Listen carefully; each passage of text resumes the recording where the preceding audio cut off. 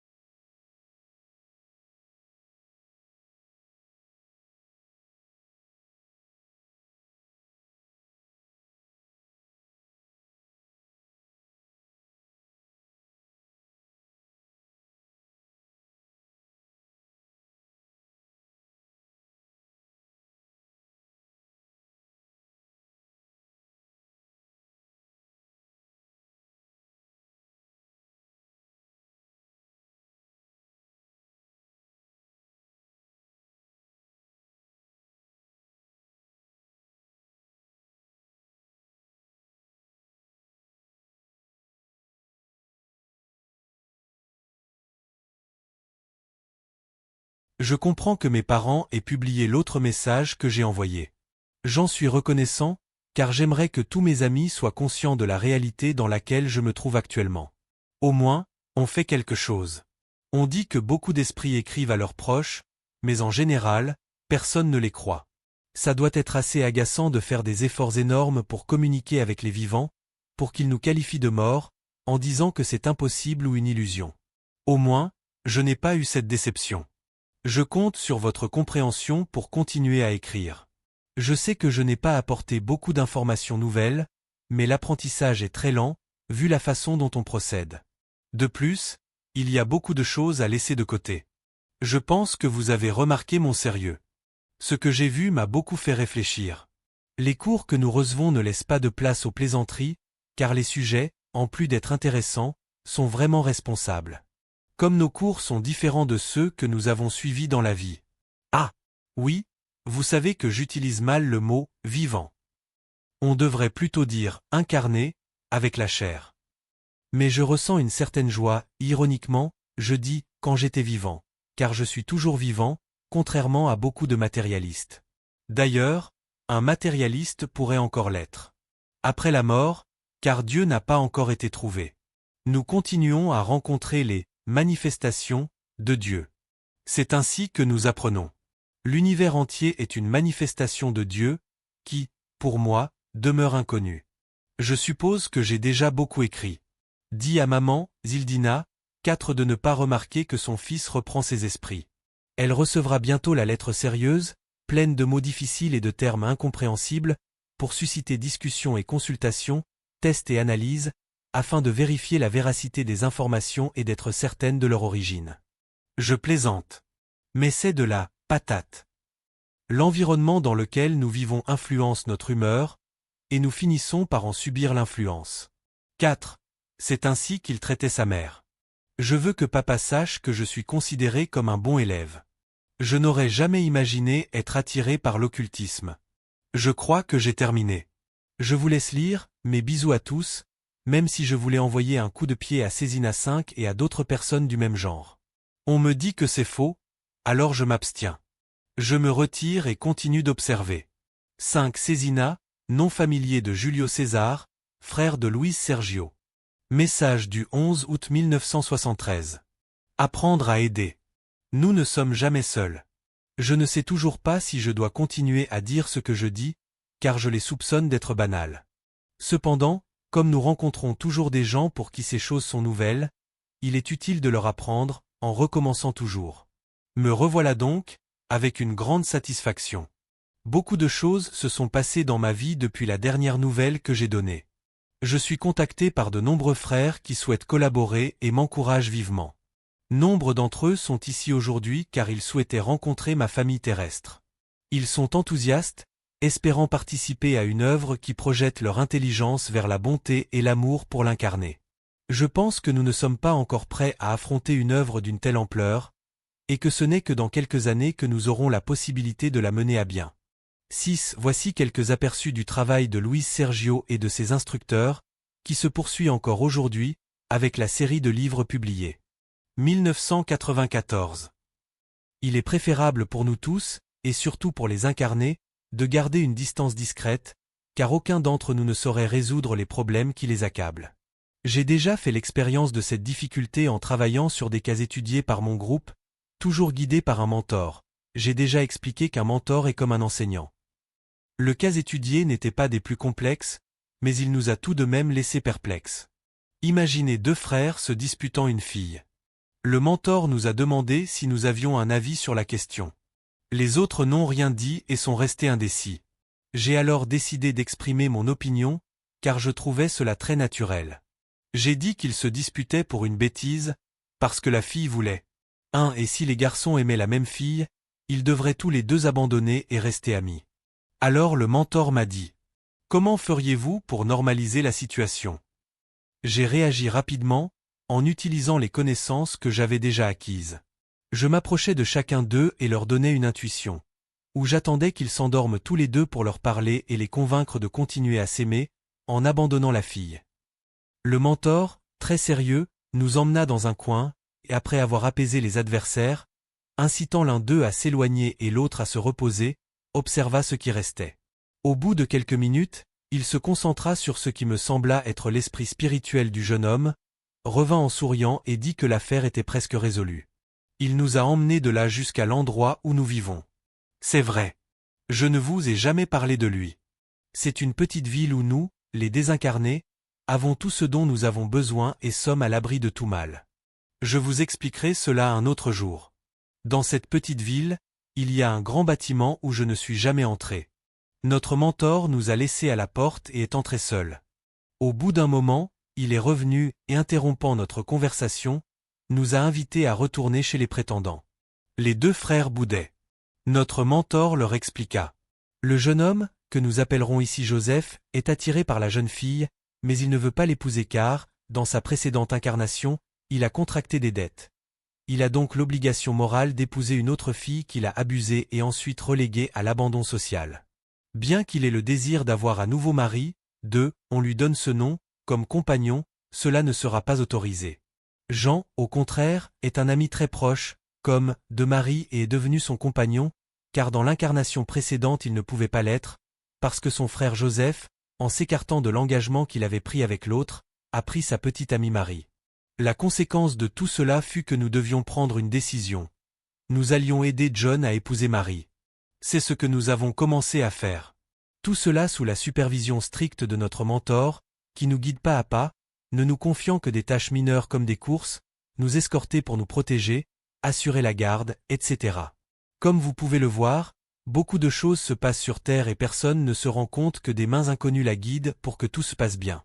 Nous disons souvent, Dieu, aide-nous, et nous ne réalisons même pas que Dieu nous aide réellement, ce qui signifie que beaucoup d'entre nous sont proches de notre moment de besoin. Eh bien, cette première partie était prête à être écrite. J'ai pris soin d'utiliser les mots avec précaution pour éviter toute ambiguïté. Maintenant, je vais parler d'autre chose. Saviez-vous que je fais des voyages éclairs au Brésil? Je ne comprends pas pourquoi on ne nous laisse pas sortir du pays pour notre travail. Nous serions probablement gênés par la diversité des langues parlées. Nous ne sommes pas encore habitués à comprendre les pensées. Nous sommes tous des apprentis. J'ai entendu une conférence à ce sujet, où l'orateur expliquait qu'une personne formée, incarnée, à la transmission et à la réception des pensées trouverait très facile, après sa désincarnation, de comprendre les autres esprits, quelle que soit leur nationalité. J'ai visité d'autres lieux où il n'y a pas de contact avec les incarnés. Ce sont des endroits où les désincarnés sont regroupés et isolés. J'ai aussi entendu parler des incarnations. On nous en a longuement parlé. Je ne me souviens d'aucune d'elles, sauf la dernière, mais on dit que nous en avons eu beaucoup. Alors, je n'ai pas pu m'empêcher de poser la question. Alors, en plus d'être des êtres humains, nous avions d'autres êtres, où sommes-nous nés d'Adam et Ève? J'ai eu tort et j'ai été prévenu, car j'ai posé la question avec ironie, mais la réponse est arrivée, quelque peu vague, nécessitant plus de détails, mais logique. Ils ont dit que nous évoluons spirituellement et aussi formellement, et que l'un dépend de l'autre, esprit et forme, que nous appartenions à d'autres espèces animales avant de devenir humains. Cela m'a fait réfléchir, mais je n'osais plus plaisanter. 7. Dans le livre Chama Eterna, 11e de la série, Luis Sergio apporte, à travers la psychographie d'Irene Pacheco Machado, des éclaircissements supplémentaires sur ce sujet, à la lumière de l'Ancien Testament, du point de vue de la doctrine spirite. Ce sont les leçons les plus importantes que nous avons apprises. Elles perdureront, car des lacunes se forment dans notre réflexion et nous ne savons pas comment les combler.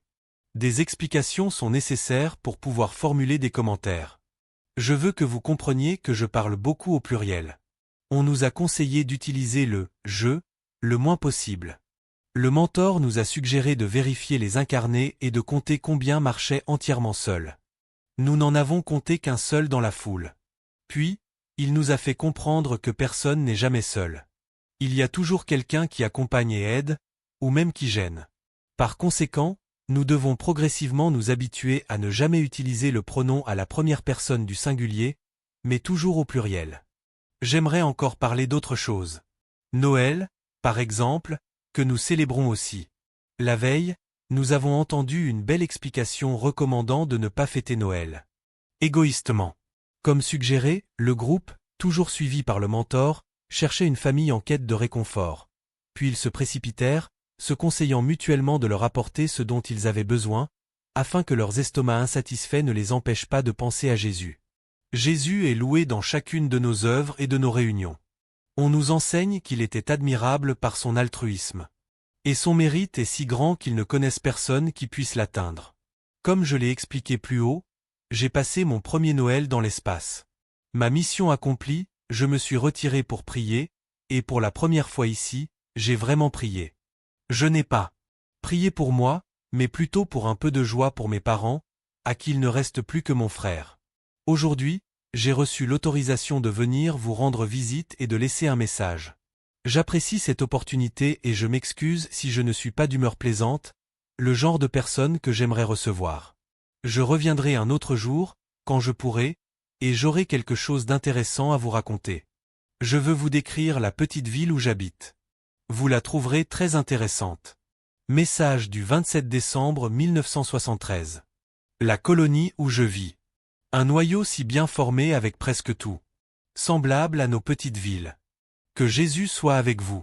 C'est ainsi que nous devrions commencer nos messages, en remplacement du traditionnel « salut du soir ». En effet, Jésus étant, ou ayant été, un homme bon, dont la philosophie exhalait des parfums rares comme l'amour, la charité, le pardon, etc., logiquement, quiconque pense à lui passera une bonne nuit. Il s'agit de plonger son esprit dans un flot de pensées désintéressées, en communion avec d'autres personnes qui pensent de la même manière. Cela influence grandement le métabolisme spirituel, si l'on peut dire, et par conséquent, exerce une influence positive sur le fonctionnement normal du corps physique.